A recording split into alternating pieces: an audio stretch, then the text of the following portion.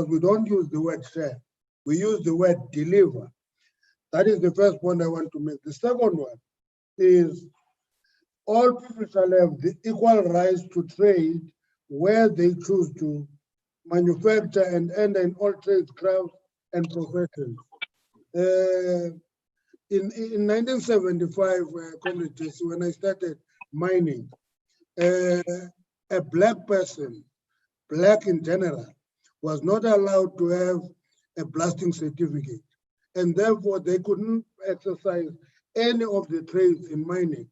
That has changed, and I think we should quantify progress we've made since that was open, because if we don't quantify it, we will be sitting as victims when we're making progress and not quantify the progress we're making. And trading, I still want to see more of our people. COVID-19 has created a new debate, which is very important. The question of developing our manufacturing capacity instead of importing. And I think that debate of developing the manufacturing capacity is very important in the sense that we must help our people manufacture things, trade, and sell to other people rather than hoping to get masks imported from China and everywhere else, when our people can actually knit and sew masks and sell them all over the country and trade and begin to be business people. I always tell people when I talk about this that something that looks very small can be an international brand. There's various brands of coffee where people just sell coffee and become international brand of coffee. Let me go to mining. Hardly do we hear in ANC a discussion about the Mineral, Petroleum and Development Act of 2002, where the mineral wealth below the surface of the soil was transferred to the state on behalf of the people as a whole. That's what the law says. And that was a collective effort of a COSATU union and the deployees of the ANC in government. And that gave us that right. But whether we are using that right or not is another issue. For example, if you are a private individual, you are mining, you apply for a license. The owner, the state, gives you the license. And when you mine, the owner charges you a royalty. We never had that discussion. And that a royalty contributes on average between 8 and 10 billion rand per annum to the revenue of the country. But we never have that discussion and understand those nitty-gritties.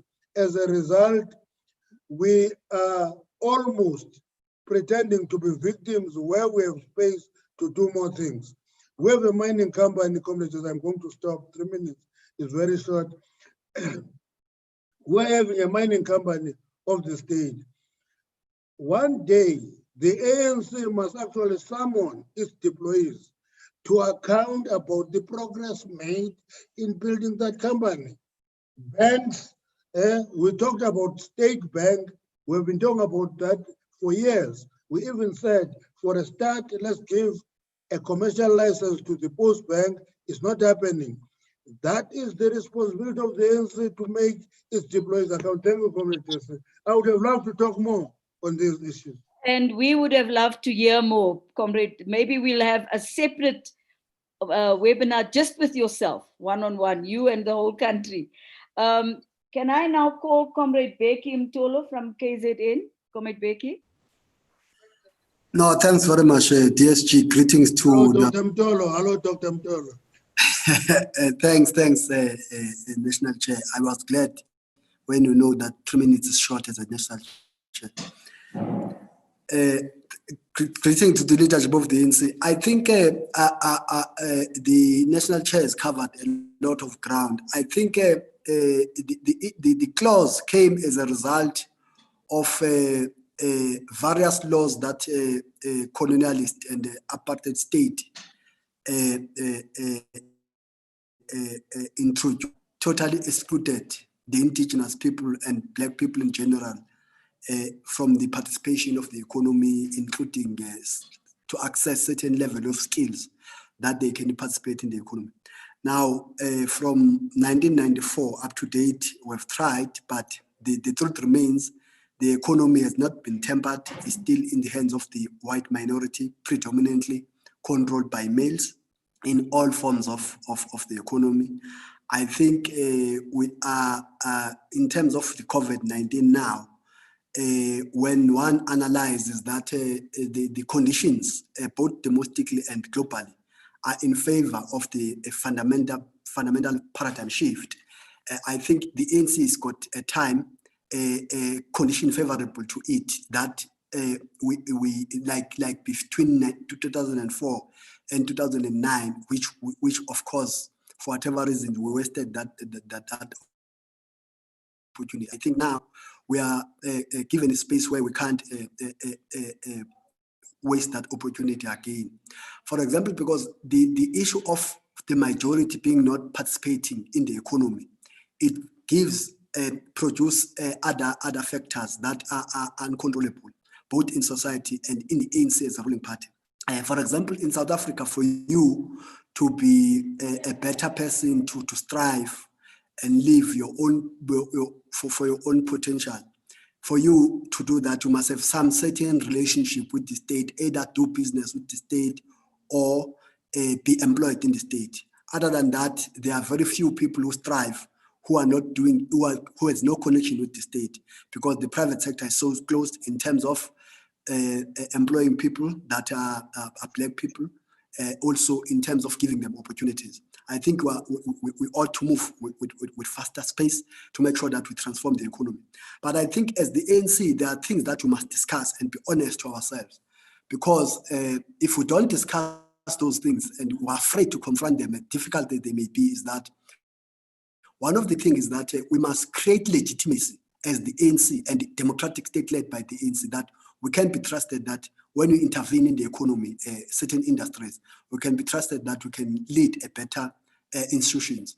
For example, when we meet with various people in the intelligentsia, for example, they will ask you, "Good guys, you want to open a state bank, but here in KZN you can't manage Itala Bank. You collapse it. You can't manage a land bank. You collapse it, and everything you touch becomes red." State-owned enterprises, issues of maladministration, issues of corruption. I think there is a need now in the ANC that let's confront issues and make sure that we become a legitimate state in terms of our conduct. Because there's a saying that says, DSG, never mind the message, but what about the messenger? The message can be good, but if it's carried by a wrong messenger, it may not be listened. Thank you very much. Comrade Nomvula, I hand over to you. Thank you very much, Comrade DSG. Good afternoon, comrades, leadership, and everybody who's watching. We're now going to proceed as it has been indicated that we have different provinces responding to different clauses. We shall now take the other clauses and speakers, one after the other, and we still appeal to comrades that you kindly stick to your 3 minutes, to your 3-minute rule. And in this instance, I'm going to invite Comrade Rudolph Pala from Limpopo, who will then be making an observation on the clause that speaks about equality before the law, that all shall be equal before the law. Comrade Rudolph Pala. Thanks very much, moderator and the DSG. The clause, all shall be equal before the law, is a cornerstone of the Freedom Charter, because the system of white minority rule was based on law that was being passed by white parliament. Law was used to enforce segregation and the suppression of Black people in general and Africans in particular. A white minority rule wanted to control every facet of life, from where people could stay to who people could marry. The clause was destined to build a future of equal society that is non-racial, non-sexist, united, democratic, and a prosperous society. The principle of equality before the law is a fundamental human right that was denied to our people, and the clause sought to end that. The clause was an elaboration of the principal declaration in the Freedom Charter, as found in the preamble of the Charter itself, that South Africa belongs to all who live in it, black and white, and that no government can justly claim authority unless it is based on the will of the people. The implementation of this clause realizes the declarations that are made in the, particularly the preamble of the Freedom Charter itself. Today we have 26 years building an egalitarian society, but the building of a human society is unlike the construction of a house. It requires continuous improvement, redesign, further improvements. As new challenges emerge, you respond to them and do further improvements on the work that you are doing. Today, equality is a cornerstone of the new democratic dispensation that we have. Courts of law and the legal system are open to all the people of our country. The Bill of Rights in our constitution articulates the equality of everyone before the law. Discrimination on the basis of race, color, belief, creed, religion is disallowed, and it's not allowed in terms of the constitution. In practice, there is a distance between the rights as enshrined in the constitution and other law, and the reality that is lived by a majority of South Africans, particularly the Black people in general and Africans in particular. Particularly because the commanding heights of the economy of our country are still in white hands. Land, banks, farms, huge industries, mines, and others are still predominantly in the hands of a white minority. 26 years of ANC rule. It is the task of the National Democratic Revolution, to ensure that finally Blacks in general and Africans in particular get into these areas, and equality before the law is not just in the constitution and in the Bill of Rights and in the legislation, but is a felt practical experience of ordinary people on a day-to-day basis, particularly the people who the struggle was about, the Black people in general and Africans in particular, a majority of whom still find that the courts are not as open as they ought to be.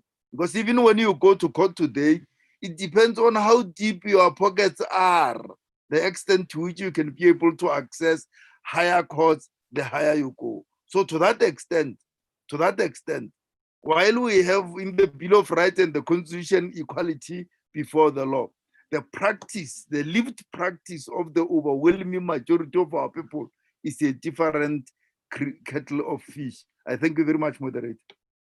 Thank you very much, Comrade Rudolph.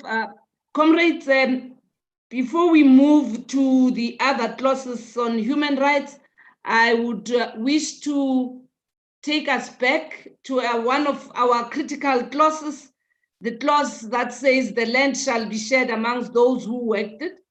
This clause in 1955 was presented by Delegate T.E. Chungwana. Today, the provinces of the Northern Cape and the Eastern Cape are going to lead the charge on this clause. And I call therefore on Comrade Xolile Ngata, as well as the comrade from the Northern Cape, who will also make a presentation on this particular clause. Can we start with Comrade from the Eastern Cape, and then the next one will follow without me introducing. Okay, thank you, Comrade Nomvula, and greetings to you and the leadership and the rest of the comrades. Thanks for giving the Provincial Executive Committee this opportunity. Indeed, Comrade Chair, this crisis of COVID-19 has ushered in a political movement, a rare opportunity for a generation. Political movements do not announce themselves to the leadership to say, here we are a political movement, the leadership must seize that. So it is an art of leadership to seize a political movement. We want as a province to welcome and agree fully with the president to say this period requires extraordinary measures. We equally agree with the president that we need a new economy. We are arguing that that economy cannot be realized outside, ensuring that land is shared among those who work it. That is why we view this clause as quite very critical, and that there needs to be an acceleration of land distribution, that the land must be available for building this new economy, which must essentially be a people's economy, not any new economy.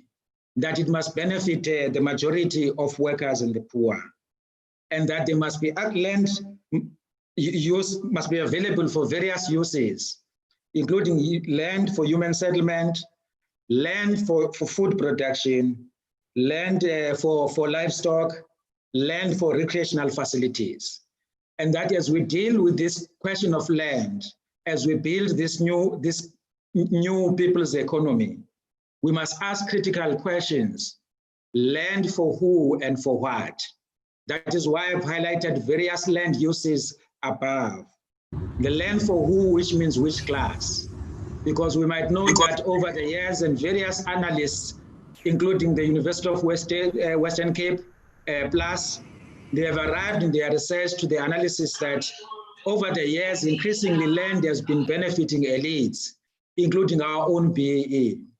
In other shameful instances is where land has been hijacked by elites, taken away from beneficiaries of land reform. And therefore we're saying that it's important that we must build this to be a people's economy. Whereas we in the Eastern Cape, not less than 9 frontier wars were fought against land dispossession. And it is here where we feel the brunt of this land dispossession. It is here where we feel the brunt of a migrant labor system, which has destroyed the family structure, family units over the time, with serious implications. Implications for women, they are suffering, for women, for children, they are suffering as well. That is why, Comrade Chair, we're saying that as we have observed now over this period, we're getting deeper now into the 6th decade of freedom. But the triple challenges of unemployment and inequality are remaining stubborn. We're arguing in the province that it is so because our economy remains in the same neoliberal economic policy framework, and therefore it reproduces these inequalities that we see. And we're arguing that we cannot distribute land as part of building this new economy unless we change this neoliberal policy framework and launch our policy path into a path that ensures that the economy and the land benefits the majority. We will fully agree, Comrade Chair, that unless we take decisive steps, once we're arguing all these things, the changes that we're arguing, we're seeing, whether the rating agencies and all of them breathing over our necks. But this period, as we're saying, that it is a critical moment. It is a critical moment for us to take these steps. It's a political moment, an opportunity for leadership that possible will never come again. And we're arguing that we will only defeat poverty and unemployment only if land is shared among those who work it, Comrade Nomvula. Thank you. Thank you very much, Comrade Ngata. Comrades, let's welcome Comrade President Cyril Ramaphosa, who has joined us. Welcome, Comrade President, and we're looking forward to your own remarks on behalf of the African National Congress. And we will then invite Comrade Maruping Likwene from the Northern Cape. Comrade Maruping. Thank you very much, Comrade Nomvola. Let me also take this opportunity to greet the entire leadership, the President, and all of us bearers, NEC members, PC members, and comrades. Thank you very much for the opportunity as Northern Cape Province to present the fourth pillar of the Freedom Charter. As we celebrate today the 65th anniversary of the Freedom Charter, we must thank those visionary leadership in our forebears who had foresight, who crafted these 10 key pillars, which became a guiding document for many decades. We all know, Comrade Novel, that the white minority regime passed the Land Act of 1913, which in essence, it was a policy designed to impoverish the Black African masses, to compel them to work forever for the white men, whether it's in mines, in factories, in farms, and they must become forever slaves, and they must own the commanding heights of the economy. Allow me to just quote what Sol Plaatje said in June 20, 1913. He said, awakening on Friday morning, June 20, 1913, the South African native found himself not actually slave, but a pariah in the land of his rebirth, in the land of his birth. So in any part of the world, the land question remains a harp around which the liberation of any nation revolves. The ANC in 1993, through its ready to govern policy document, which in 1994 subsequently became our policy framework, it asserted that in the next 5 years, from 94, in the next 5 years, 30% of the land shall be reallocated to the rightful owners of this country. But then from 94 to 99, we never achieved that percentage of the land which is supposed to be given back to its rightful owners. Currently, only 40% of the land is in the hand of the state, in the land of the state. Close to 78-79% is in private hands of white individuals, which are white males in particular. So we have not moved much as a country. 25 years, what the article said, in the first 5 years, we're far from even achieving that. But the 54th National Conference of Nazareth took an important resolution, which asserted that we must expropriate land without compensation.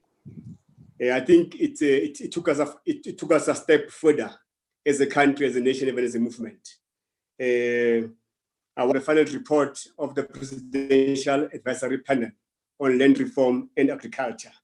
It seeks to give impetus to what Nazareth Conference have resolved, and I think it's important as the NC.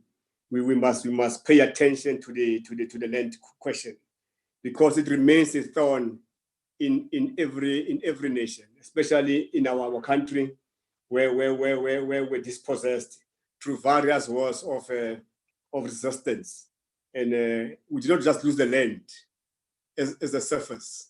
We lost everything even beneath and even on top, including our livestock, our houses, our buildings, which were dispossessed from the African people of South Africa.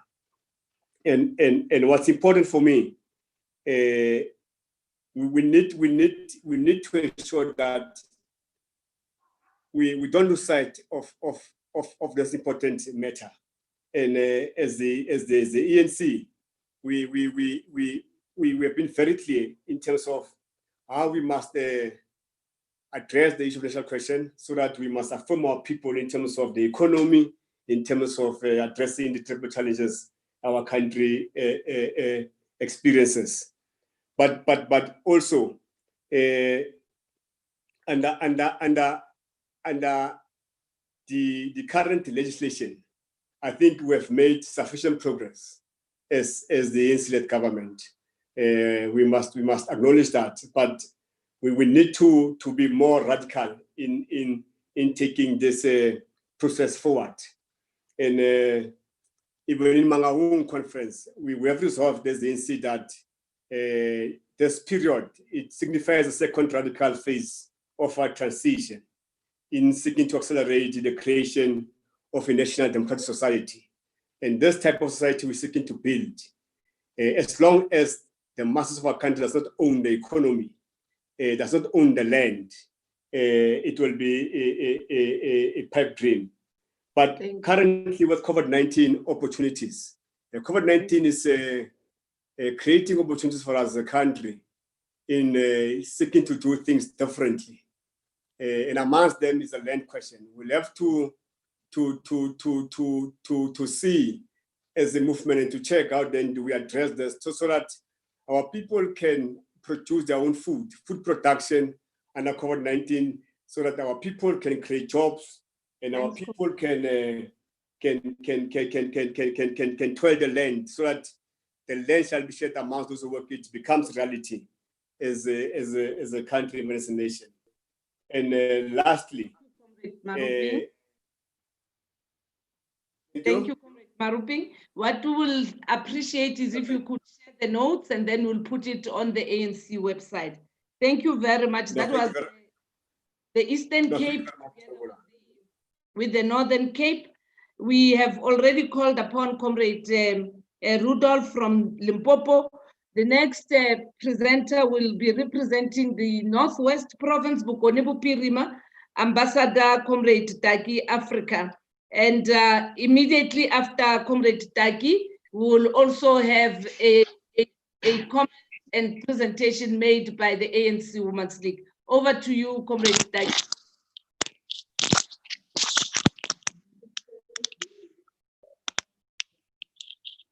Comrade Taki, Africa.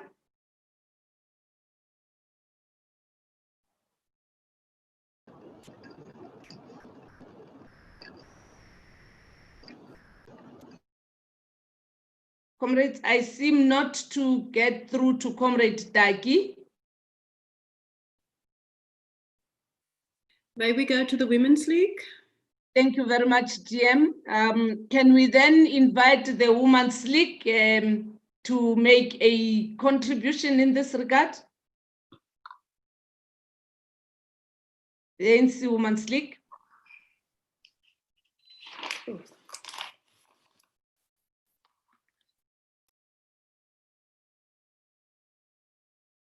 I noticed that we have the young women's desk of the ANC Women's League. Comrade Julie Bia, are you representing the ANC Women's League Young Women's Desk?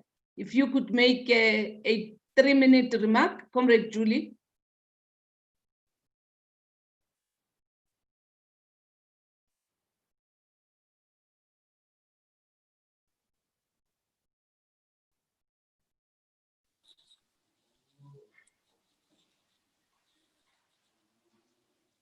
Thank you, Comrade Moderator.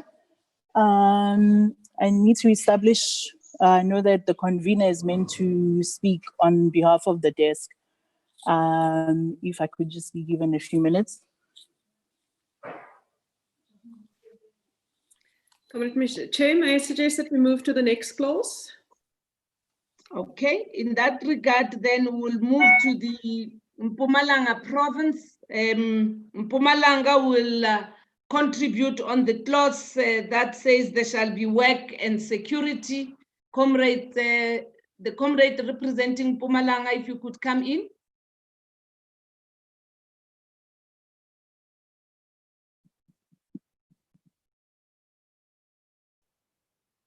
Comrade Lindy, I saw you. Who's representing Mpumalanga?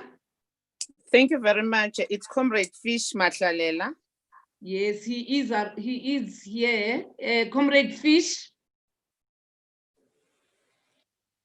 No, thank you, Comrade Nomvula and the leadership of the ANC.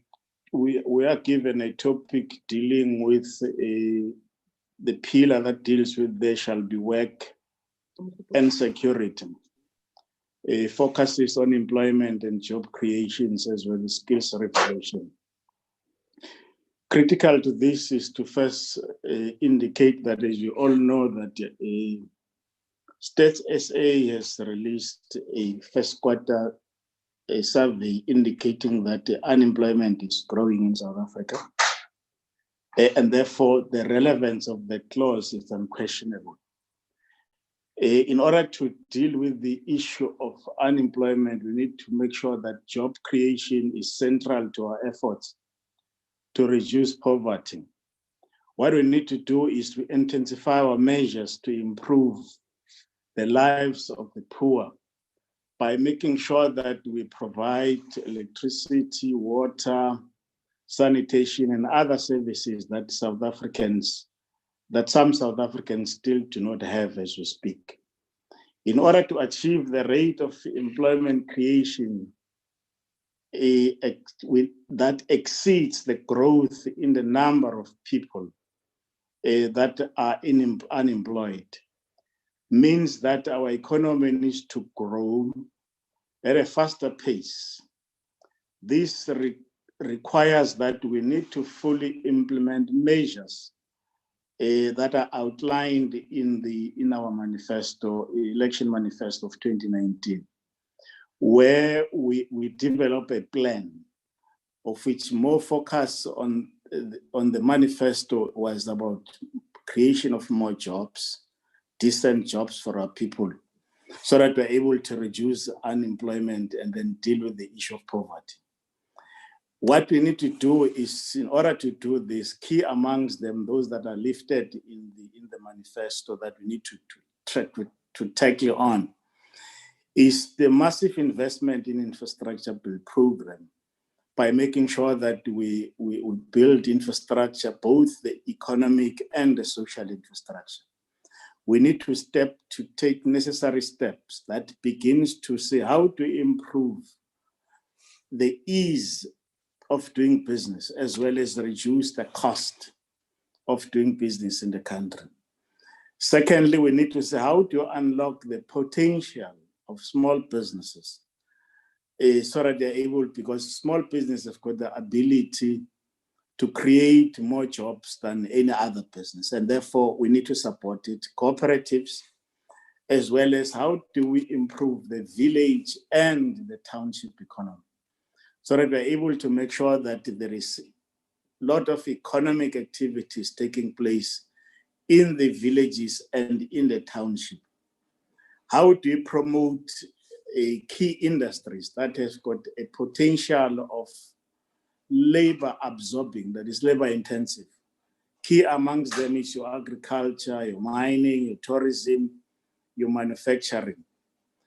In order to achieve all of this, we need to develop skills. And therefore, our TVET colleges must be able to produce the necessary skill that the economy requires. Economists are saying after since the national lockdown, we'll be expecting more unemployed people.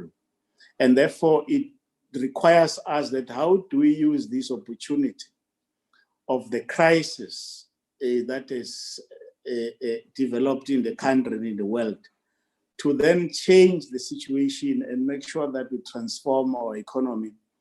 That must at the end benefit the entire society and the people of South Africa as a whole. As the president has indicated, how do we use this crisis as an opportunity that enables South Africans to deal with the challenges of unemployment, poverty, and inequality, and make the economy work for our people so that we're able to create the necessary decent employment and opportunities that our people need. Thank you very much.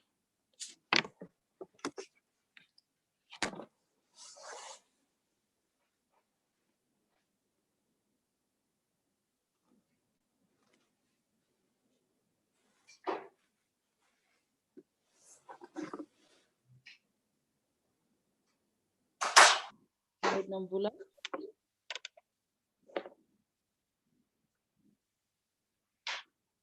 Comrade DSG, can you take over? We're at the clause, the doors of learning and culture. Thank you very much, Comrade Phoebe. Comrades, thank you very much, Comrade Fish. That certainly was very insightful, short, but to the point. Thank you. We now call on comrades from the ANC, from the Youth League, Comrade Fashia Hassan, and she will be followed by somebody from the PYA. Unfortunately, I did not get a name, but one will follow the other. Each have 3 minutes. Comrade Fashia. Thanks, Comrade DSG. Just to acknowledge the leadership, I'm going to be covered on protocol because of time. We grew up hearing the words of the Freedom Charter, the doors of learning and culture shall be opened, and it made sense at the time. But when we got to university, we fast realized that in much as the Freedom Charter said or spoke of this, the reality on the ground was very different. In reality, the doors of learning were shut unless you could afford it, and unless you could afford the exorbitant fees at both university and a post-schooling space. Education was and is commodified. In fact, it was this clause in question that brought myself and many others to the PYA. And it was this call and clause that led to the call for free, quality, and decolonized education.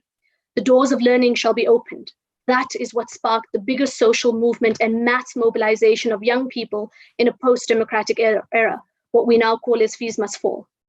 On the 14th of October 2015, and even before that, we took to the streets to realize this vision of the Freedom Charter. And in fact, it was this clause, the doors of learning shall be opened, that sparked some of our forms of protest in which we shut down the actual doors of learning until we got change. But this fight to open the doors of learning and culture goes beyond university. And we must ensure that even in our basic education system, there is more equitability, that we provide the basic needs and the necessary tools for our people to succeed. From removing all pit latrines in schools in favor of proper sewerage and plumbing systems, to having enough access to online learning in the current situation. But we must also transform the arts and culture sector so that our Black artists, particularly our young Black artists, can tell their stories and share them with the world without fear or pressure to whitewash the Black experience in favor of ratings and in funding. In commemorating these 65 years of the Freedom Charter, let us never forget there is still a great deal of work to do.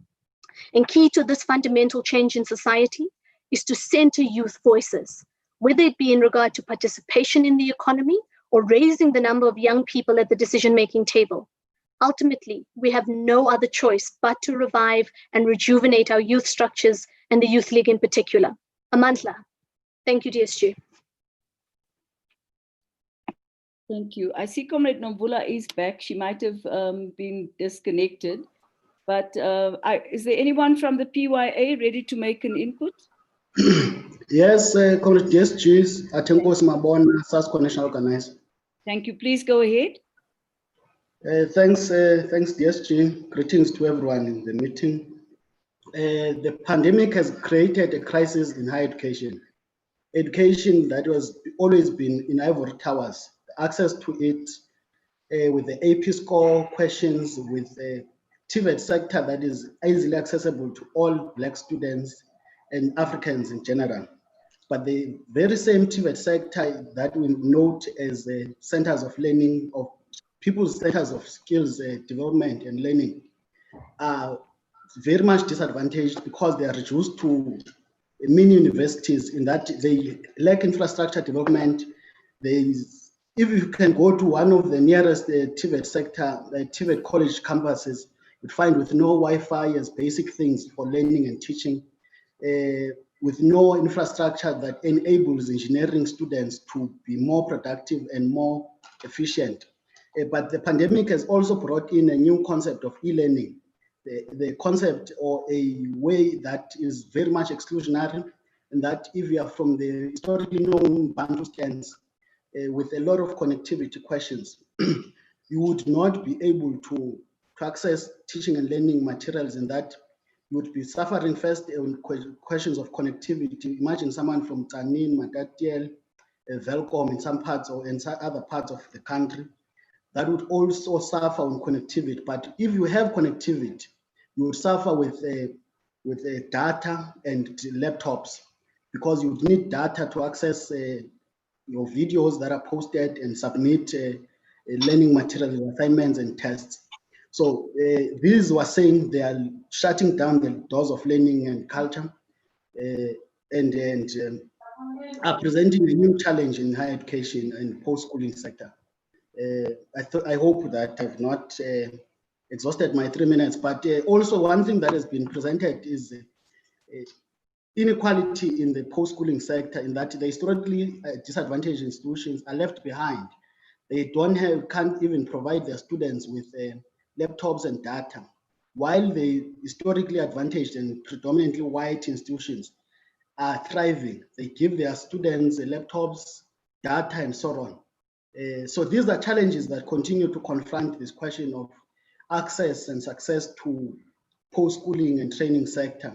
And in our view as South African Student Congress, the doors of learning are being shut by day, and our movement is watching on the sidelines. Thanks, DSG. Thank you very much to both Comrade Fasha and Comrade Iviwe.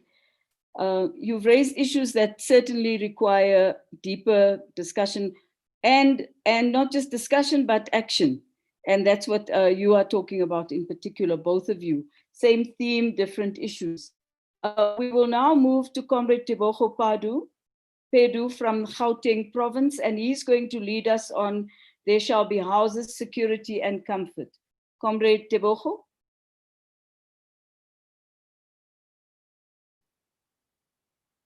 It is Chilidzi. He's been replaced by Comrade Chilidzi. Okay, you have 3 minutes, Comrade Chilidzi. Please go ahead. Oh, thank you very much, DSG. I think the first point, we need to understand that these clauses or these pillars are integrated and interdependent. And of course, with respect to these Freedom Charter pillars, they arises from since 1943, and that campaign has been taken forward through 1952, 1954, 55, and ANC has put the organization at the center in the hands of the people. With respect to this particular pillar, we need to indicate that since for the past 26 years ago, the ANC government had been building houses, but what we are concerned about going forward is the quality of houses. We know that the indication right to the current outbreak has fundamentally really disrupted the development of new projects of houses because it brought unprecedented consequences, which we have seen since before, preceded by the Spanish flu 200 years ago.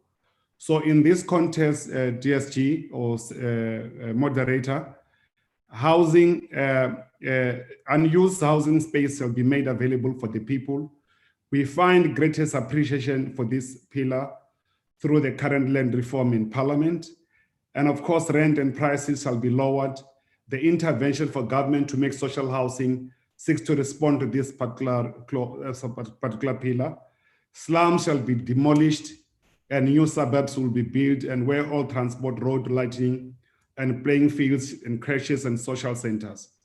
In this context, we still experience what we call apartheid spatial planning systems, which seeks to undermine the development, integrated development, where the housing as we speak, or RDP housing and social houses, are still being built at outward scales, which does not away from the areas of employment, which undermined the integration and the racial integrations of our society.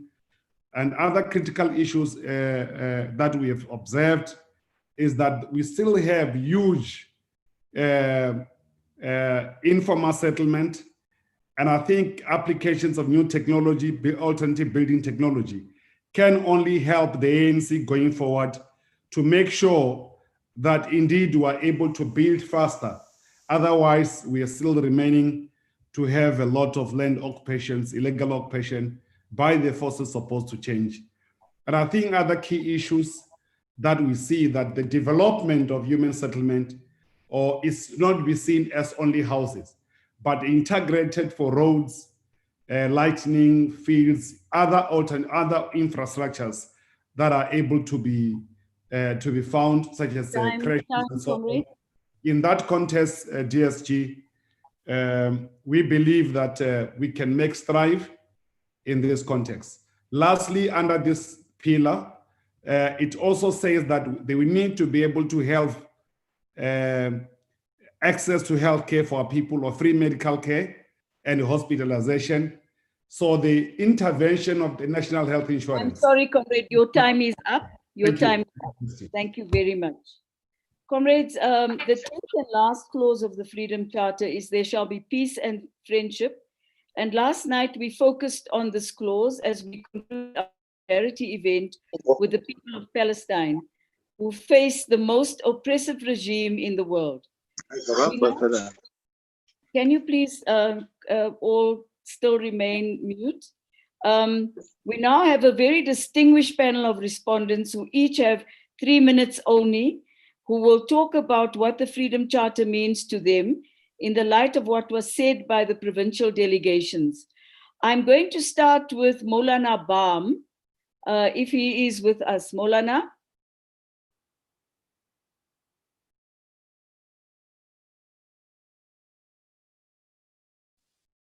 Okay, let me move on until Maulana Baam is able to join us. May I suggest that you take Comrade Steve? Yes, I'm going to go on with the next person on my list, Comrade Phoebe, is Sibonile Mkize, Nkosi Sibonile Mkize. Could you please go ahead? DSG, thank you very much for the opportunity, and greetings to all the comrades on here. I think I'd like to just basically take time to just thank the presentation that we've had. Just in short, as the chief of my area in Hlatikulu in Escort in KwaZulu-Natal, I think that all the pillars of the Freedom Charter are important, but I'm just going to touch on two that are basically very close to my heart. One of them is going to be education. The doors of learning and culture shall be open, and I think I'm going to concentrate more on the culture part. Culture, to me, is one thing that I think most importantly should be concentrated around language. And language in this particular instance is because I say language because language carries culture, language carries ideology, language carries mentality. And I think probably one of the most important things for us to do right now is to ensure that we start promoting our African languages. It is something that is already happening within some of the universities, and it is actually going in the process of actually decolonizing the way that universities are run. Every single student in every tertiary institution should be in a space where they are able to be taught and examined in a language of their mother tongue. And I think probably even more important, it's actually the sad part, and I think it was a congratulatory element where about 3 years ago, Rhodes University actually published their first PhD, which was done by a student, which was done totally in Xhosa. Now, as great as that was, DSG, the worst part about that is that the irony of it, that in this land that we are in, we are actually celebrating and actually going out of our way to showcase the fact that we are able to write in our own languages. And the one way that we need to be able to promote this is that government needs to also come in and change the way that we do this. Memos, advertisements, etc., need to be done in our indigenous languages so that you can actually promote them. An advert that I saw quite recently for a software engineer that came out from a US company, Amazon, was actually written in isiZulu, and it's something that we need to also start doing as well. To close off DSG so that I don't take much of the time, I would like also just to look at the land question. The land shall be shared amongst those who work it.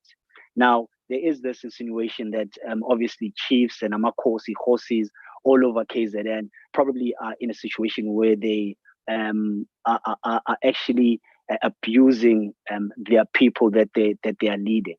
Yes, there are some of us who may be doing this, and there are some of us who are actually doing to come in and assist our communities. I think one of the things that hurt us here in KwaZulu-Natal was the seeming attack by the high-level panel that was actually led by our former president, where there was an insinuation that they were going around to attack the Ingonyama Trust Board. It is not a perfect institution, but the biggest question about us, what we are looking at, was how is it that one of the things that they're concentrating on is to actually try and take the land away from the customary way of living. Now, there may be a lot of debates about it, but then at the heart of it, Comrade DSG, is the fact that there is this one element where we look at, which is called security of tenure. And security of tenure for most people is basically saying every single person should have a title deed. Now, I'm sitting here and also having a background in finance and economics, and I'm thinking to myself, is that the only way that we can provide security of tenure to all our rural people, and so that people can get access to land? And I'll sit here and probably be able to give a more elaborate explanation on what I would basically look at as security of tenure. But I'm scared at the fact that people that are pushing for some of our rural participants to have individual title deeds are mostly looking for them to get into credit, rather than to say, let us provide you with capital in order for you to actually be able to grow. I think for now, Comrade DSG, let me close off, but I think at the heart of it, the people that I lead, there has been some movement, but we can still do more. Thank you very much.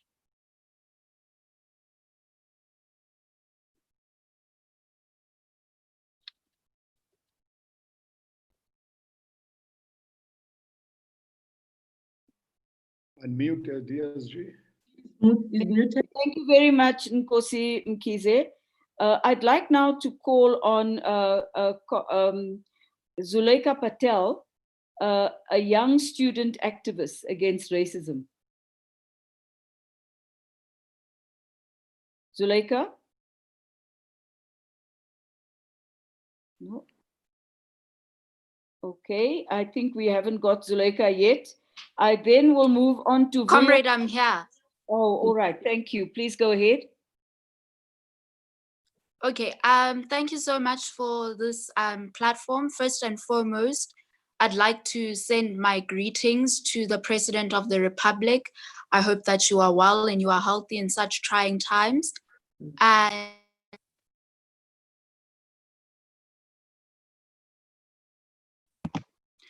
sorry, I'm not. Zuleika, we can't hear you.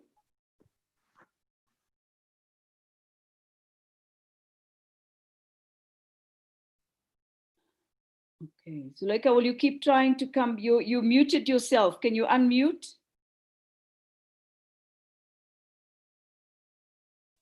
Looks like there may be a connection problem. Shall we move to the next one?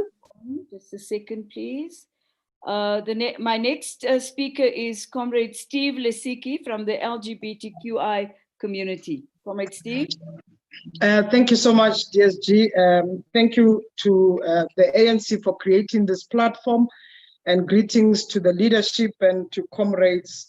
Comrade DSG, you know, the Freedom Charter has promised freedom. And it is quite important where we recognize what freedom means. And in the case of LGBTI community, where we know that LGBTI people are everywhere in communities, in every society. However, LGBTI people, we need to recognize that they are our comrades, our friends, our colleagues, our children, our siblings, our acquaintances, and family members. A lot of LGBTI people, you know, are coming across many challenges in the quest of freedom in this case. A lot of people might claim that they have not met any single member of the LGBTI people or person, and it is more likely that people have indeed met people in their lives. But however, you know, LGBTI people continue to experience stigma, discrimination, violence, and taking away the extent of freedom of association, expression, and of being themselves, and which then results to seeing that LGBTI persons will then lead a life of secrecy. ANC has committed to champion equality, justice, including intersections that are enshrined in the Constitution, which marries very predominantly the Freedom Charter, the African Charter, and the Universal Declaration on Human Rights. It's quite important to realize that or recognize the injustice and inequality that did not start now, but have started long time ago. In South Africa, we have a history of prejudice based on the persons of skin color, based on the person of gender inequality, but also now our history is also matched with homophobia, transphobia in this case. These injustices, Comrade DSG, continue to put LGBTI and vulnerable and very marginalized population at the center. This event is taking place during the Youth Month, where we know revolutions is maintained by young generation. Adding to this is the Pride Month that we recognize this most important event, where we recognize the lived reality of many LGBTI people who continue to be bullied, forced out of school, and rejected by families. Whereas the experiences of many LGBTI person, one I want to highlight the experiences of intersex person who are subjected to surgeries that they never needed or wanted as a child or when their parents give birth.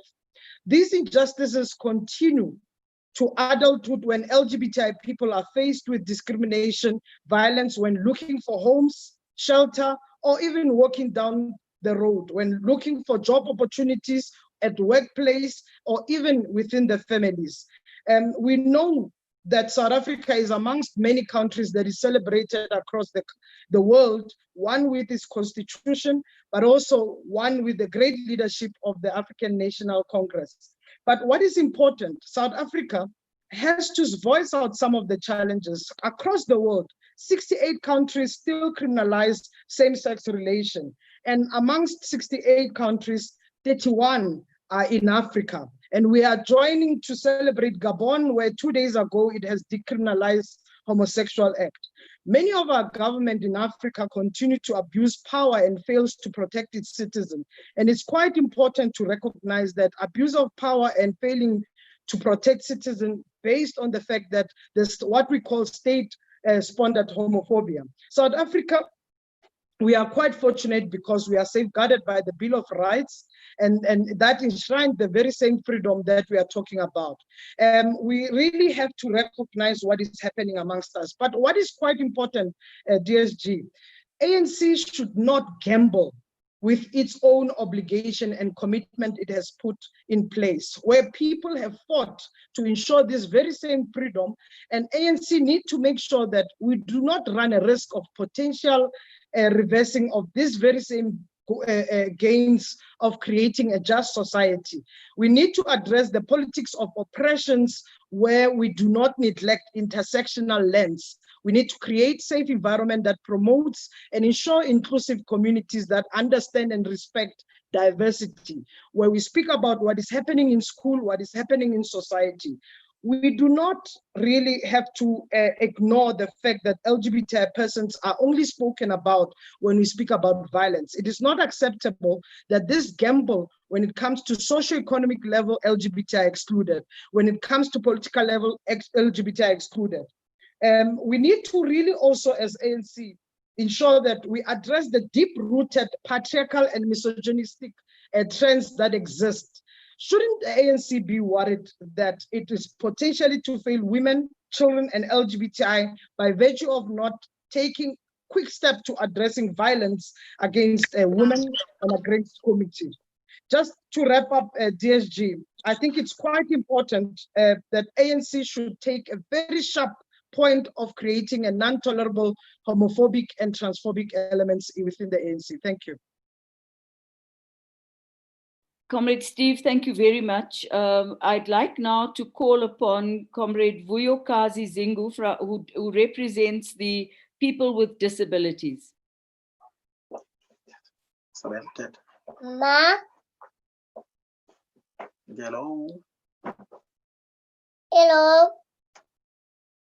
We have you. Hello. Okay, I think we can continue. Igama lami nguVuyokazi Nguqu. Ngizothetha ngokukhubazeka kwethu. I-challenge esizifumanayo. challenge esizifumanayo thina asikwazi ufikelela ezibhankini ngoba kaloku thina sibafitshane noba sesiye kwa-checkers sometimes i-speed point ziba high zingakwazi uphuma, so akho safe uba unikeze ngepini yakho. Mna ndifili safe kandinikeza ngepini yam. I-height yam ngu-102, ndilingana nomntana ona-3 to 4. But iminyaka yam i-33. So ke ngobenza kucela umongameli esi sikhalo esi ndisicelayo se-ATMs, and ke ngoku naseziteksini andikwazi umisa iteksi, funeka ndicela umntu ohamba ngendlela, and seyimisile iteksi ndithatha ixesha ukhwela abahlali bengxamile bona. Xa ndisiya eshophu ngoku njengoba i-lockdown abafuni ndingene namntu, kodwa kule height yam andikwazi ugrosala.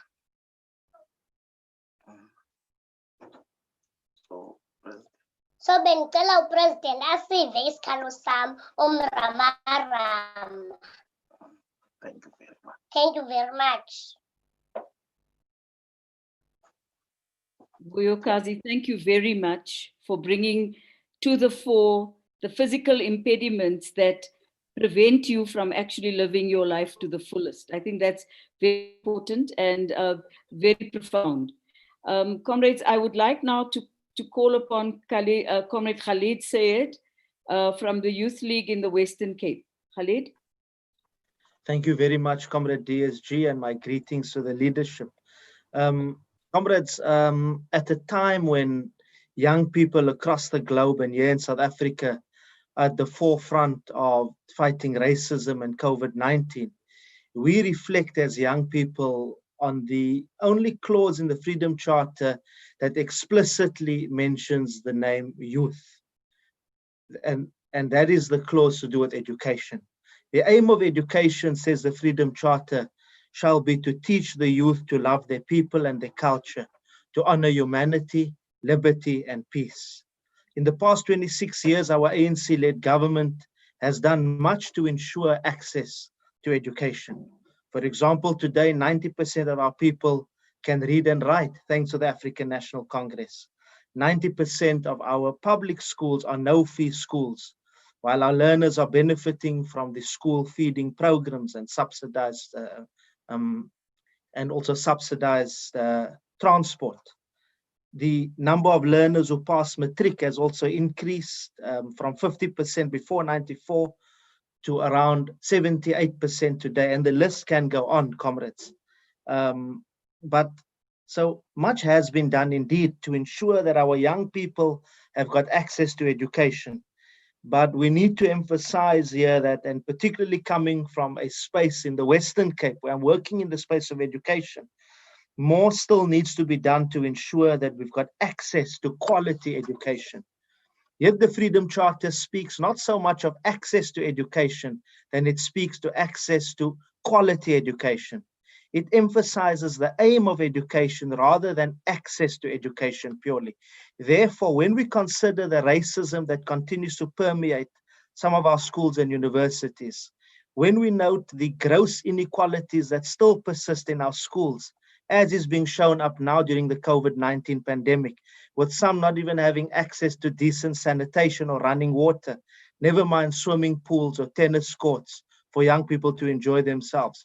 When we continue to acknowledge that many learners, especially in rural areas, have to travel long distances to get to school, when we admit that our schools continue to fall prey to gang violence, vandalism, and sexual predators, when we recognize that quality education is often absent in our communities and to learners who need it most, those trapped in poverty, and when we tend to point out that our education system at times seems not to prepare young people with necessary tools to be job creators, but rather to be job seekers, that is when we will start to realize that much is still dependent on our generation to take up the baton from our heroes and heroines of 1955 and 1976 to ensure that future generations have access to quality education, such as the Fees Must Fall generation of Comrade Fasia and others.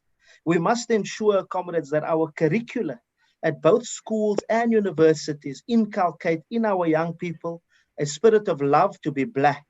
Black is beautiful, as the Black consciousness generation of 1976 reminded us. An appreciation of all our cultures of South Africans, as South Africans, Black and white, and to honor humanity, liberty, and peace by starting to work towards an end to gender-based violence in South Africa. And my message to fellow young people who are watching and listening is that these are our challenges and the historical duty of our generation. And if you as a young person have this dream, then and also wants to be active in achieving the goal of quality education, then if you are at high school, advice is to join COSAS. If you're at university, join SASCO. If you share in the vision of the African National Congress and the South African Communist Party, then join the youth structures, the Youth League and the Young Communist League. Here we will find comrades. Here we will work together as activists in building a South Africa as envisioned by the Freedom Charter. Amandla. Way too. Thank you very much, Khalid. Zuleika Patel is back, and I'd like her to please take the podium. Zuleika.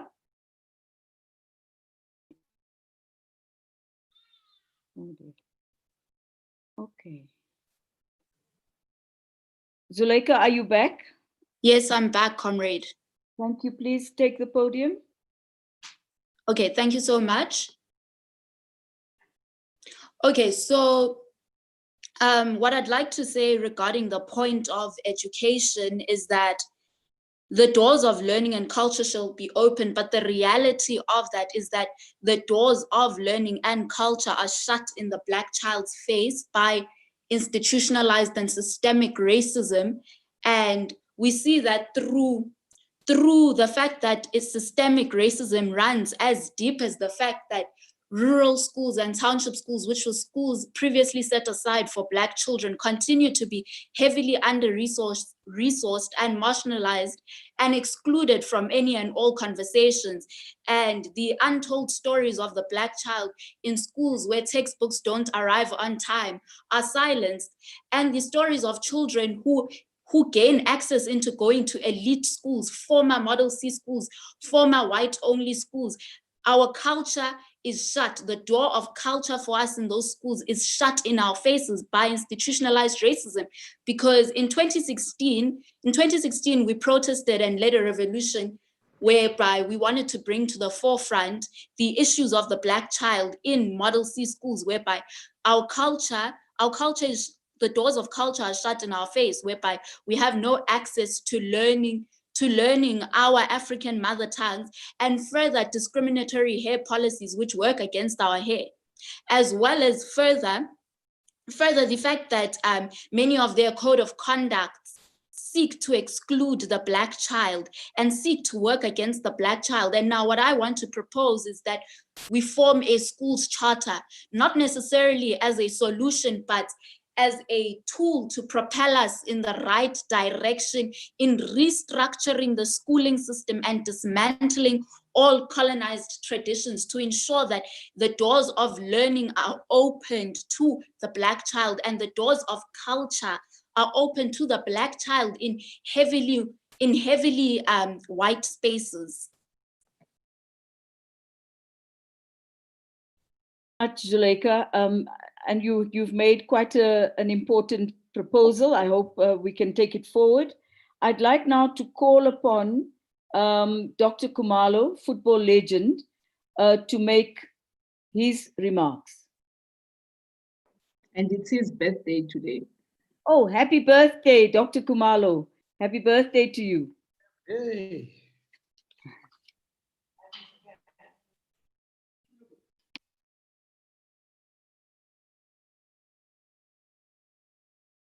Dr. Khumalo? There you are. Can you hear me? Yes, I can hear you. Welcome. Thank you very much for thank you very much. Really appreciate it. And also Thank you very much for the opportunity. A very special day. It's my birthday, and also the adoption of the Freedom Charter was on this day. So that means special things happen on this day. And I just want to take this opportunity to acknowledge the President, Sir Ramaphosa, and the Chair, and all the speakers and the protocol observed. Personally, I just want to thank the ANC for job well done in terms of giving us the opportunity in sports, all sporting codes in South Africa. Through the adoption of Freedom Charter, we managed to have a constitution in South Africa. And there were so many doors that were unlocked politically. And some of us were so naive and we weren't clued up what was happening when we were still growing up in the dusty streets of Soweto. But through perseverance and understanding in terms of following what was going on through the townships, we never failed ourselves in terms of doing wrong things, but we kept on going to school with perseverance in going to playing soccer. And fortunately enough, God blessed us with a talent that saw us playing against the rest of the world, which was not going to be the case if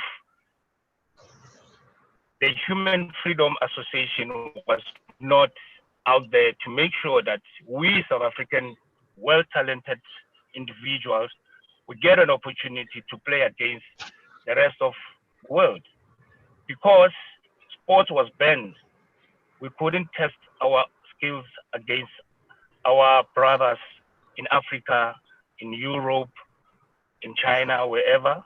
But through ANC, we managed to unlock those unfortunate situations, and it unveiled an opportunity whereby, as I'm seated, as I'm talking to you, I'm very proud to be saying I've been a soldier through ANC, through the government, and I represented the country very well with flying colors, because we wouldn't have achieved to win the Africa Cup of Nations in 1996, whereas the rest of the world was against South Africa, talking about crime, talking about political situation. But we came out emerging in terms of showing what this country is all about.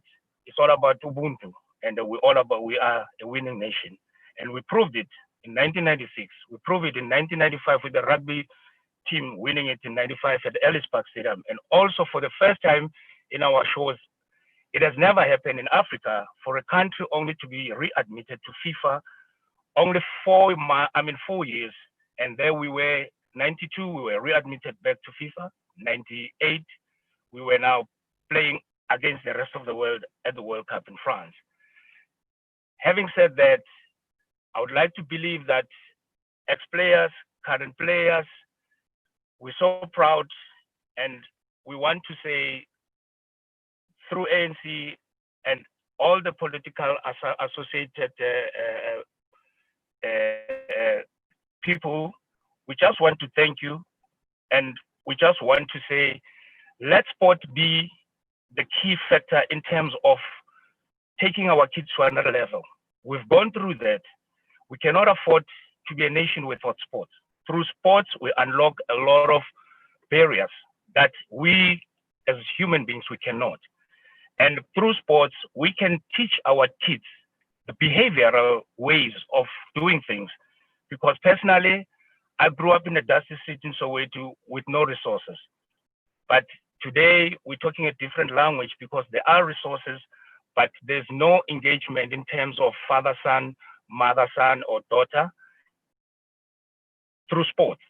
Hence, probably that's a reason why certain individuals opt to do negative things. I would like to pledge with the government, allow us ex-soccer players to be part of this journey that will allow our young kids who are still wet behind the ears for us to share how does it feel, or how do we have to go about in terms of making sure that through sports they can achieve their goals. Yes, it goes hand in hand, sports and education, but we cannot afford to let one partner not to be taken care of. So I would like to pledge and ask our government, please engage ex-players because they've been through this road. They know how does it feel. We are here as soldiers of this country. We were given an opportunity. I cannot be celebrated, whereas I cannot produce the next Khumalo.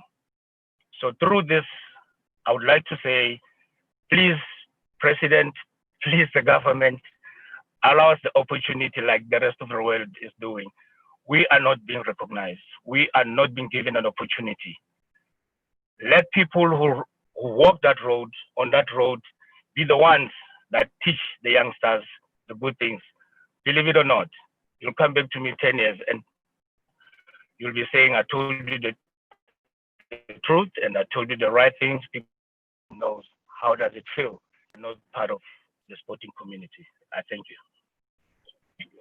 Dr. Khumalo, thank you very much for a very uplifting message, and certainly a message that I hope we will take very seriously. I'm getting the point that you're offering yourself to assist with the development of young people, and I don't think anybody is going to say no thank you to that. Thank you very much. Thank you. Thank you.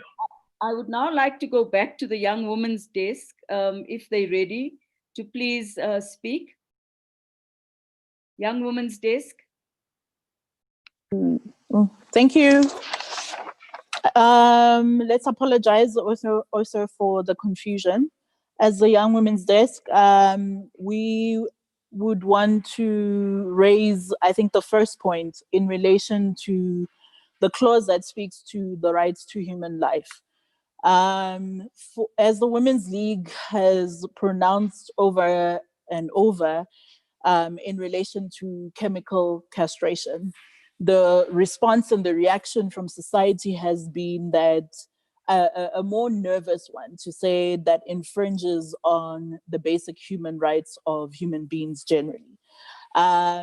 You then fast forward and look at the numerous cases that have taken place where young women's life have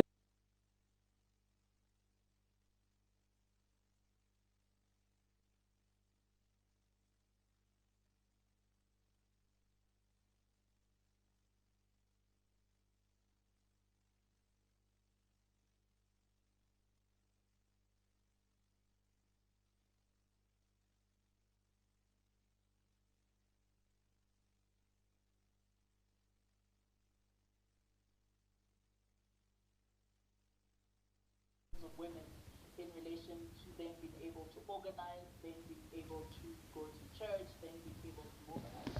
And we are able to, with a growing number of women who have been able to protest, who are in court. Unfortunately, the human right of women to life is one wherein we have not made progress. In fact, we've regressed as society. And there's been a number of submissions that have been made, and I think we would want to reiterate some. The first is, I think, an effort which can be taken by Parliament, which is to introduce a private member bill that would ensure that the responsibility is placed on perpetrators to prove their innocence in cases where there has been reports of rape, as opposed to it being the responsibility of women. Women are burdened with the responsibility not only of preserving their dignity once they are raped, but also having to defend themselves in the court of law, which are not always progressive and helpful towards women. The second, I think, is a more important one, is in relation to introducing a femicide act that would govern the prosecution of gender-based crime. Because we see it regularly where cases are dropped. Various courts, particularly regional courts, where women, it's either cases are dropped or cases are postponed on a regular basis, wherein women are left with, particularly families that have lost their loved ones, are left with a hole where they're not able to get justice. I think this is very crucial. Particularly, our next point is in relation to the economic rights of women. Women are at the backbone in relation to providing for their homes, particularly during this time of the pandemic. We've seen women who have been largely affected. These are women who are predominantly in the domestic sector, women who are farmers, women who are hairdressers and so forth, who've been generally affected. And the responsibility must be to ensure and secure the employment and the empowerment of women, particularly also in ensuring equal pay for women and men, equal pay in positions, as well as equal opportunity for women to be employed in senior positions. Okay, thank you very much. Very much, and thank you for quite a profound input. And I'm glad we left you for towards the end, because your message will remain with us for a while.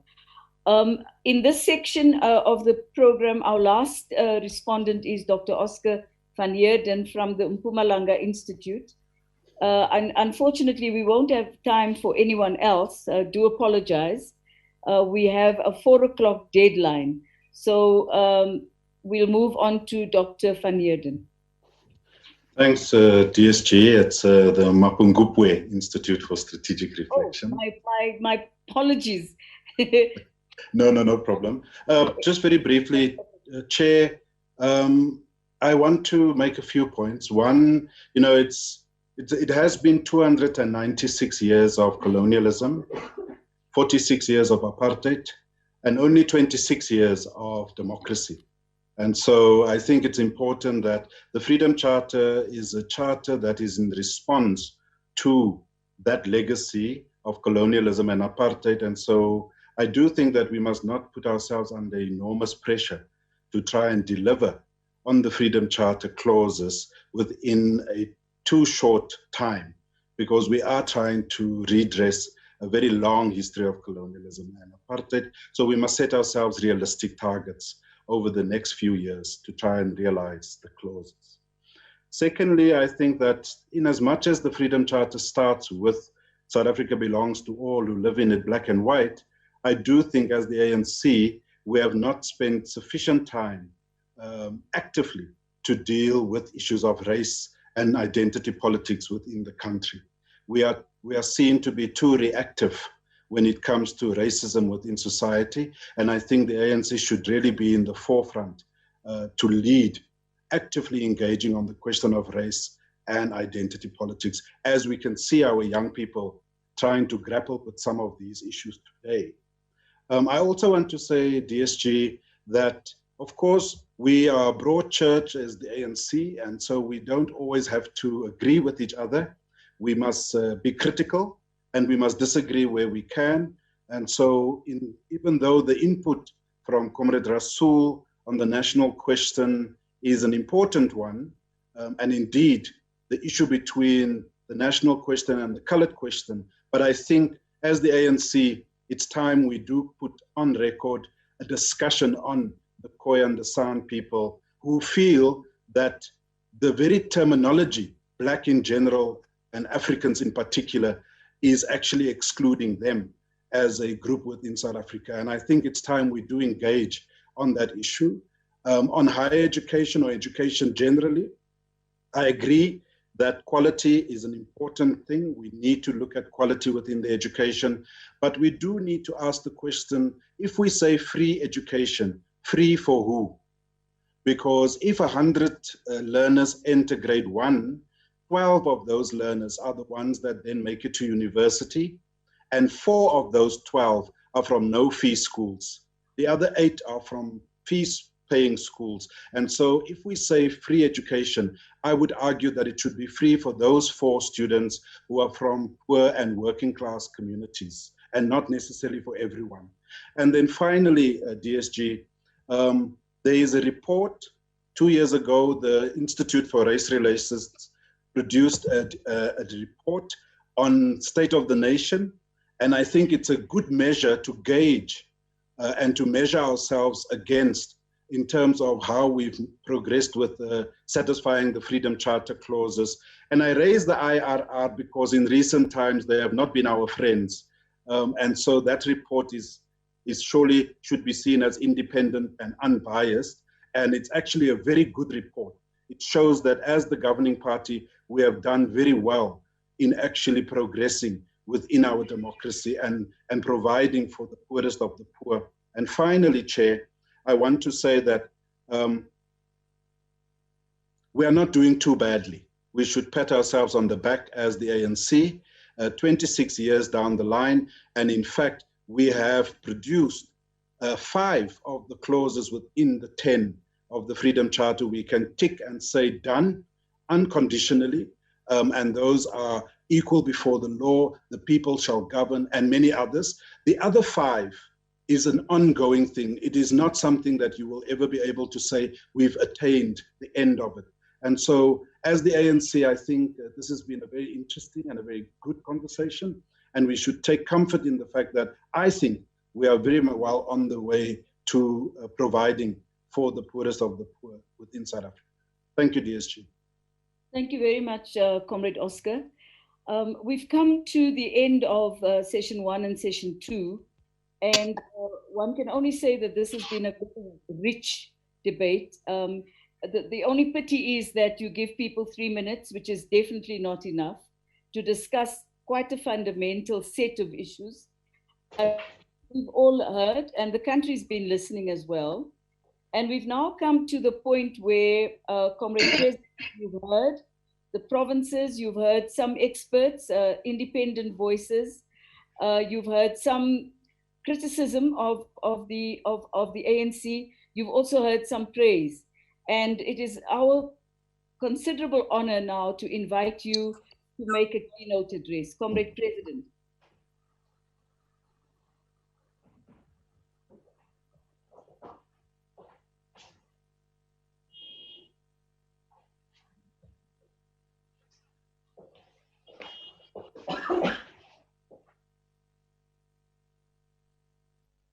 Thank you, Comrade DSG. Comrade President, you're on mute. Deputy President and officials of the ANC, officials of the SACP and COSATU, all the other structures of our movement, comrades and friends. I really, truly welcome this opportunity as we commemorate the 67th anniversary of the Freedom Charter.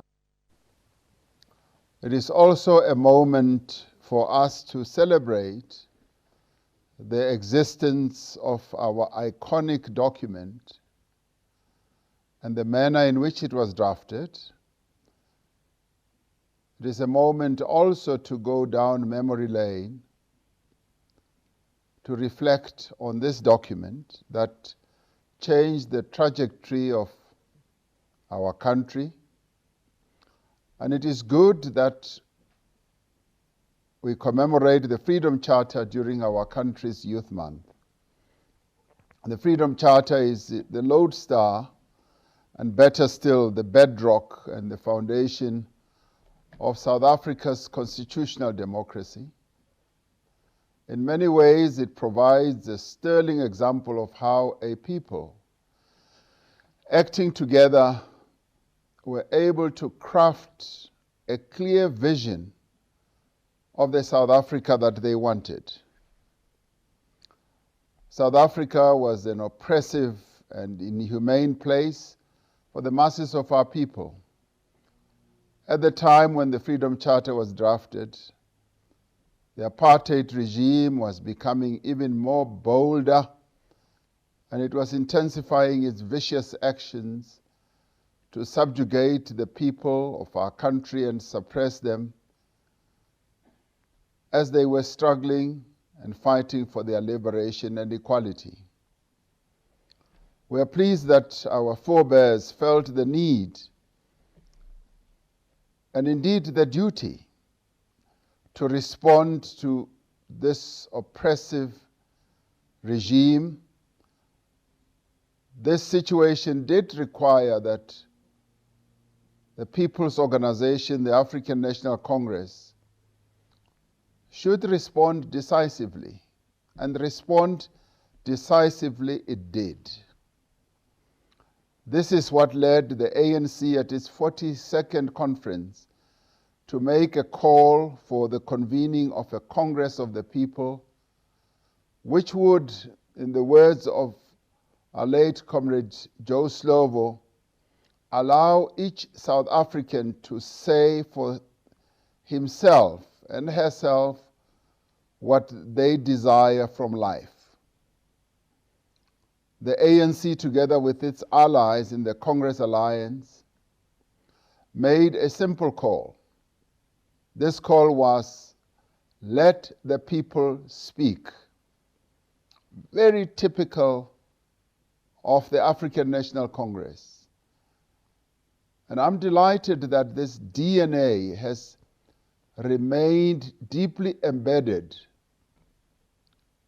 in the sinew, in the blood, and the body of the African National Congress, where over the 108 years of its existence, it has always felt that the people must speak. And 65 years ago, indeed, the people did speak. This simple call to unify South Africans around a common vision was seen as a great threat by the then illegal regime. They understood with perfect clarity that their message of hate and division would not survive once the people were united against them. Our movement did what it has always done best. It sent out nearly 50,000 volunteers into the townships, into the villages across the country to collect the demands of the people in the face of great danger. Now, I'm saying this advisedly so that we all remember the DNA of our movement and where our movement comes from. Thousands of our people gathered in Kliptown on Sunday, the 26th August 1955, and despite relentless harassment and violence from the state machinery, this Congress of the People adopted the Freedom Charter. Now, History Online says it so succinctly, and it says that the campaign for the Congress of the People and the Freedom Charter transformed what was essentially an urban-based movement into a fully fledged national movement. Organizational advances were made in the rural areas as a result of volunteers going around the country collecting demands and making invaluable political contact with people in the rural areas and interacting with traditional leaders, religious leaders, the intelligentsia, and ordinary people, traders and farmers, and what have you. Precisely what we continue to do today. We're the only movement that has a wall-to-wall existence and presence throughout the country.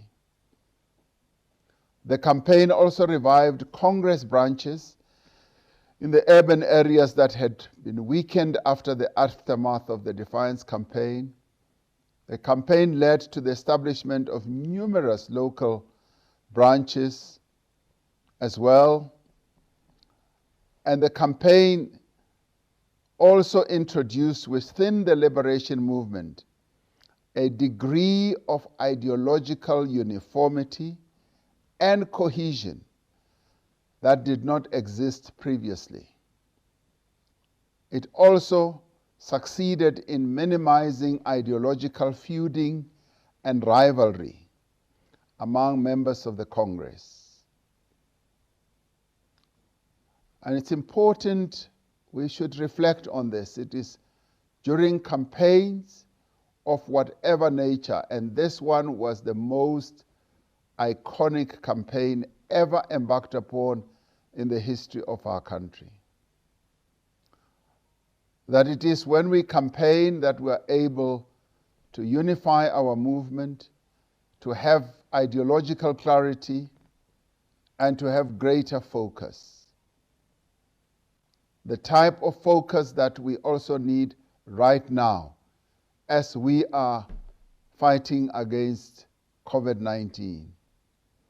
The Freedom Charter gave greater content and meaning to abstract goals such as freedom, national liberation, and self-determination of the African masses. It gave concrete detail and substance to the slogan, freedom in our lifetime, by articulating what that freedom would mean in practical terms in various spheres of South African life.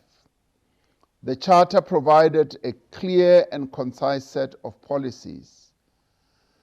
It set out clear aims and objectives and principles of the Congress Alliance. And it also served as a vision of a post-apartheid South Africa, which was to be used as a mobilizing and organizing weapon in the struggle for democracy. And did it do so? It did. The Freedom Charter, from the day it was adopted, became the rallying call throughout the country as each one of us got involved in the struggle, remembered what had been enshrined in the Freedom Charter. The most remarkable feature of this campaign was that it attempted to do what had never been done before in the history of South Africa. It allowed ordinary people, irrespective of race, language, sex, religion, place of origin, class, educational standard, personal beliefs, values, and organizational affiliation, to speak about simple things such as their hopes and their dreams of the future. The adoption of the Freedom Charter by the Congress of the People and subsequently by each component of the Congress Alliance signified a major break with the past traditions of the South African struggle. This was no longer a civil rights movement seeking to be accommodated in the existing socio-economic and political structures of society. It called for a fundamental restructuring of all aspects of South African society and life. The Congress of the People had placed the question of social transformation squarely on the agenda of the liberation movement in South Africa. Now, there came into being a national liberation movement. The president of the ANC at the time, Chief Albert Luthuli, described the Congress of the People by saying, "Why will this assembly be significant and unique?" he asked. Its size, he said, I hope, will make it unique, but above all, its multiracial nature and its noble objectives will make it unique because it will be the first time in the history of our multiracial nation that is people from all walks of life will meet as equals, irrespective of race, color, creed, to formulate a freedom charter for all the people in the country. Close quotes. The editorial of the New Age of the 30th June 1955 characterized the Congress of the People as the most spectacular and moving demonstration this country had ever seen.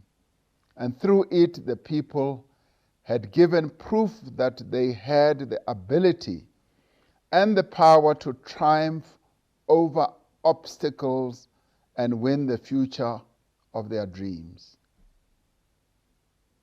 Our stalwart, Comrade Walter Sisulu Sitwalandwe, shared the view of many that the Congress of the People was the most highly organized campaign the movement had ever undertaken.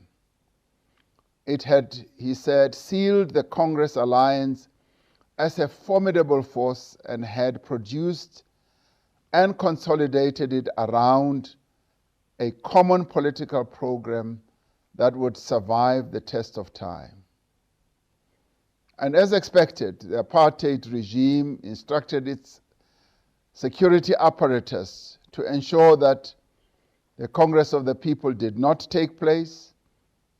They held up buses, arrested those who did not have passes, they jailed them. But even as they confiscated documents, our people, our forebears, adopted the Freedom Charter by shouts of acclaim and ululations. The apartheid regime had failed. A people united in their determination to craft their own vision of the South Africa they wanted succeeded in gathering messages, notes, some of which were written on toilet paper, on scraps of paper, on leather. They had succeeded in expressing their views. Drafters such as Z.K. Matthews, Rusty Bernstein, and many others had compiled all these inputs. The demands of the Freedom Charter are breathtaking in their commitment to equality, justice, and freedom. And comrades, truth be told, there is no document that is like the Freedom Charter in the world. Yes, one can compare it with the Universal Declaration of Rights, of Human Rights, but the Freedom Charter is unique, and I know of no document that has been drafted in the same way as the Freedom Charter. So today, we celebrate this iconic document, and I've related all this so that we can know the legacy that we have. We should also know what we have inherited. We should also know that as we now execute the task of implementing the Freedom Charter, we stand on the shoulders of the giants who have preceded us, who struggled to have this document drafted as they did. The Freedom Charter is clear that South Africa belongs to all who live in it, black and white. This entrenched commitment to non-racialism should permeate through the very fabric of South African society. It is a commitment that was made by our forebears, and we must live up to it. Unfortunately, South Africa and the world are seeing a rise in tearing down this very important aspiration that was set out by our forebears in the Freedom Charter. As we see a rise in racism, discrimination that's based on ethnicity, and narrow nationalism. It is for this reason that the ANC and the Alliance has embarked on a campaign against racism. And I applaud our structures of our alliance and our leaders and members for having taken up the cudgels against racism. We must embark on concerted campaigns to root out racism across our country and indeed across the world. We must continue to work with progressive forces on our continent and the globe to stamp out racism, intolerance of whatever nature, even intolerance against what is clearly set out in our Constitution, against any form of sexual orientation that people want to embark on. At this point in time, our country faces enormous challenges. We are in the midst of a global pandemic unlike anything the world has ever seen in more than 100 years. Our already underperforming economy has contracted further because of the impact of the pandemic. Lastly, there is another pandemic that is raging in our country. There is a war that the men of South Africa have declared against the women of our country. The women of our country. Gender-based violence and femicide are twin scourges that we need to eradicate. All these challenges require us to call on the determination and the resilience of our forebears in the way they approached the challenge of apartheid repression as they drafted the Freedom Charter in the face of danger and death that faced them at the time. This time requires us to again unite and work to put in place the South Africa that we want. The Freedom Charter is explicit in its call that the people shall share in the wealth of our country. A number of comrades have already spoken on this matter. It is undeniable that the wealth of this country remains largely in the hands of a predominantly white and male minority. This must change. The structure of our economy continues to exclude the overwhelming numbers of our people, the poor and the black majority. Our movement, government, and all social partners must work together to bring about radical transformation of the economy and achieve economic inclusion. And this COVID moment gives us that opportunity, which we must grasp. For out of this crisis, there is opportunity. The flip side of a crisis is opportunity, and all we have to do is to turn the coin around and look at the opportunity that the crisis is ushering in. The program of economic restructuring must be anchored on an agreed vision of a more just and equitable economy that works for all. We will have to confront the reality that there will be significant and disastrous job losses as a result of COVID-19. Our plans will have to ensure that there is work and security as set out in the Freedom Charter. This is a process that will take time. We plan to embark on major job creation interventions, such as huge infrastructure projects.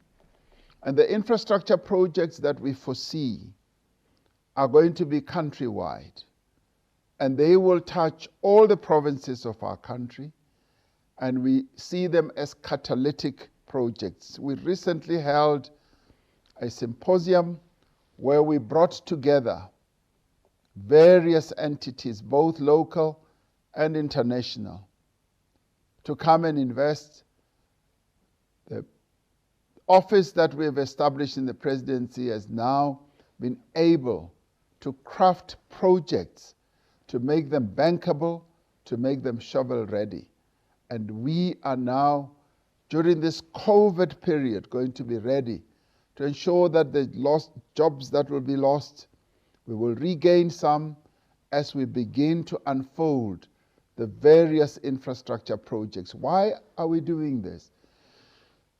The growth of an economy often revolves around infrastructure, and of course manufacturing and a number of other sectors.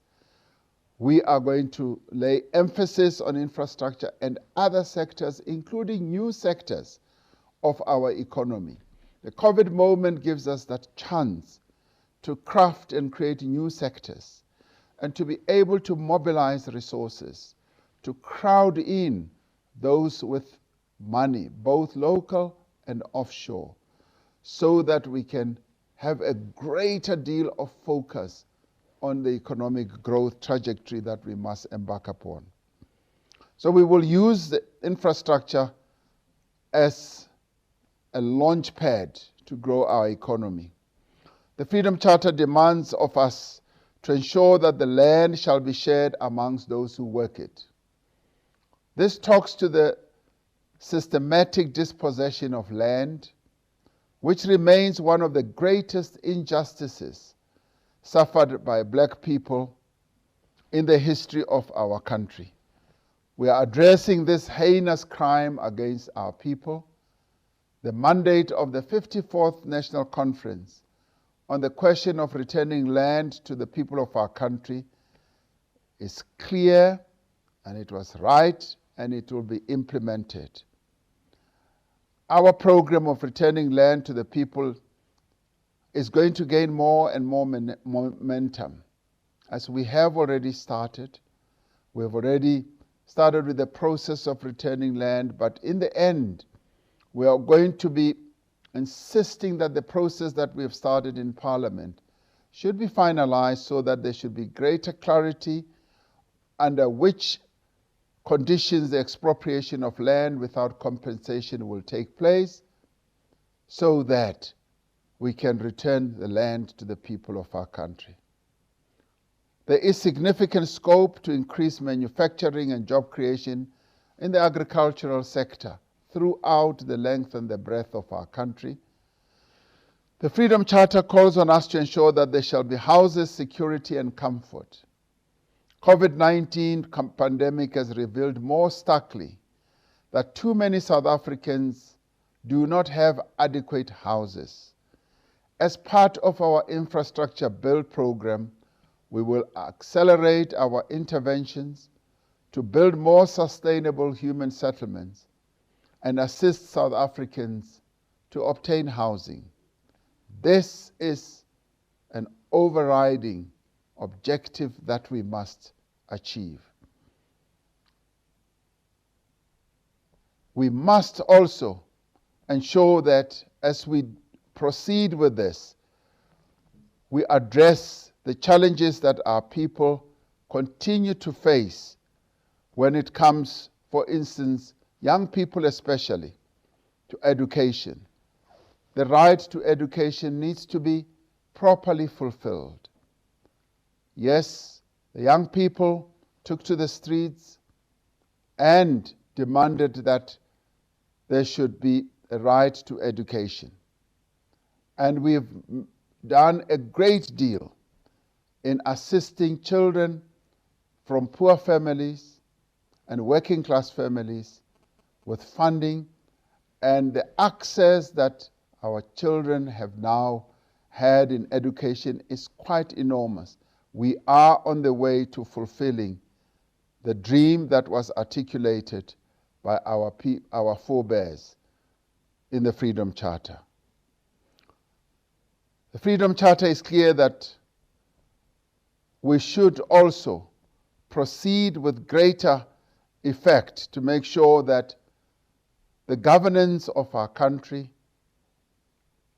is put right. We must also make sure that at local government level, the people do govern indeed, and they do participate in the governance of their local areas. Service delivery is part of the right that our people want to see fulfilled, that the people shall govern, and that their needs and aspirations should also be met at the local level with service delivery. This is something that we should not put aside and forget. We should also make sure that as we proceed to do this, we realize the importance that local government plays in uplifting the lives of our people. Apartheid caused a lot of devastation, even in the areas where our people live. So therefore, that is exactly where we must uplift our people so that they have proper sanitation, they have proper water, they have proper housing, they have proper roads. These are some of the minute issues that we sometimes lose sight of when we talk about the Freedom Charter. The Freedom Charter spoke about our people having a better life, and our government has committed itself to precisely this. Today, we also talk about the war that has been declared on the women of our country. Freedom Charter spoke about people living in comfort and security. It is a travesty that women and children in our country feel unsafe, and they feel that, and the reality they face is that they are being abused, they are being raped, and they are being killed. The government has enacted many laws and is strengthening the criminal justice system to more effectively deal with gender-based violence. Effective laws and more policing will not be enough on their own. We need all of society to work together to effectively deal with gender-based violence and all other social ills. All of society needs to work together to combat gender-based violence and femicide by confronting patriarchal norms and attitudes and acting at all times in a manner that respects the rights and the lives of women. This is an important task that as leaders of the Alliance we must lead on.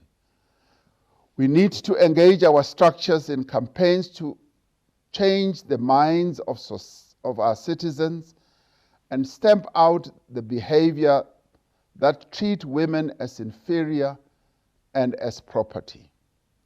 Silence about gender-based violence is one of the greatest contributing and enabling factors to this crime. No longer should we be silent. We must call out perpetrators without fear or favor.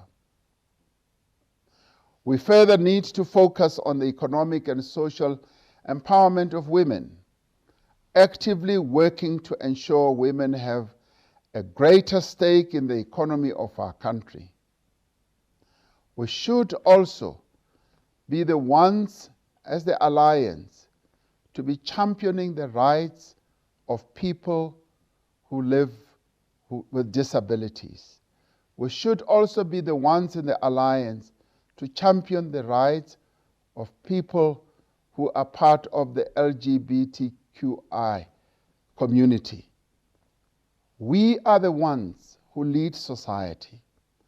Just as the Congress Alliance in the 50s led society by crafting the Freedom Charter, it is also the mandate that we have to lead society, to ensure that all these areas of intolerance, and including the abuse of women, are brought to an end.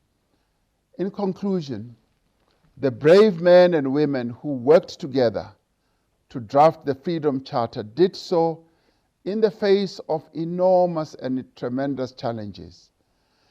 We now face our own enormous challenges. We need to unite as South Africans, but we also firstly need to unite as the Alliance and draw on the indomitable spirit and example of our forebears. South Africans have worked together to overcome many great difficulties, and they worked together led by the Congress movement. This Congress movement must now lead our country as we proceed out of COVID-19. For COVID-19 imposes a number of duties on us. And the very first one is to make sure that we arrest the spread of the virus and spread the message to all our people to ensure that we wear our masks, We have social distancing, and it is through these that we will be able to arrest the spread of the virus.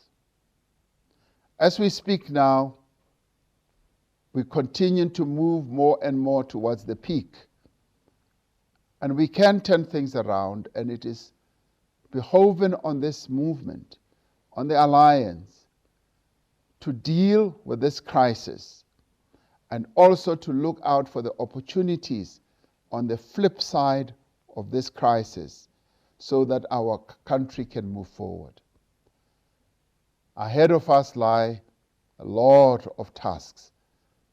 I believe that, like the men and women who drafted the Freedom Charter and created a vision for our country, we will be men and women enough and be able to craft a clear vision that will lead us out of this crisis and get us into the opportunities we need to get into, as our forebears did when they confronted the apartheid state and drafted the Freedom Charter, which has given us the democracy that we have today. I thank you.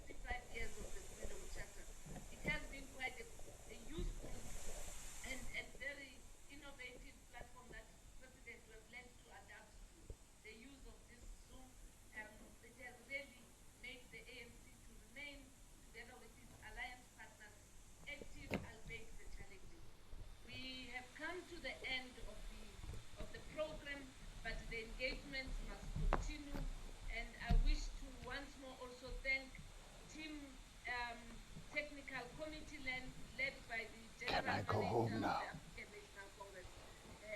All the services are in-house. There's no outsourcing of everything that you have done.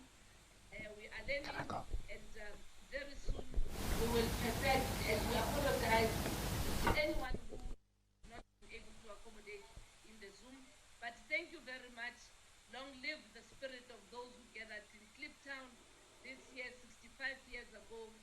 Long live the unity of the Alliance. Long live the unity of the people of South Africa, because it's Gelele Africa. Thank you, Siyabonga, Comrade President. Thank you, Siyabonga, National Chair. Thank you, Siyabonga, SG. Thank you very much, DSG.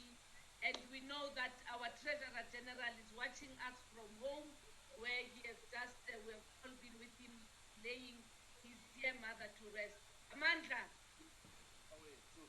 Wait, Thank you very much.